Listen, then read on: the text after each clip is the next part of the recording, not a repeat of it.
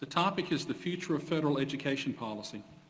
The federal government's role in education has expanded significantly through funding mechanisms and regulatory requirements that influence local decision-making.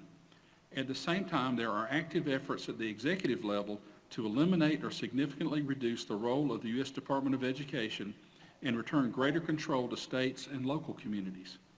If the Senate is asked to take up legislation to formally eliminate or significantly restructure the Department of Education, would you support that effort, and how would you ensure that such a transition lowers costs for taxpayers and improves educational outcomes without unintended consequences? Mr. McColumn. I'll tell you what I want. I'd like to see that a 12th grader graduating from high school can read at the 12th grade level.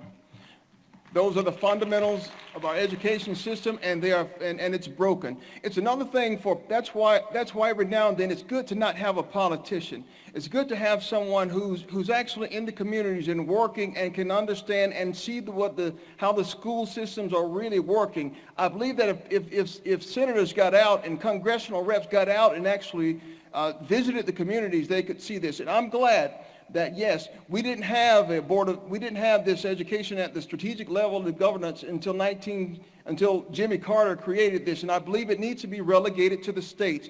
I believe that in doing so, I believe that the Senate needs to leave it alone, stay out of it.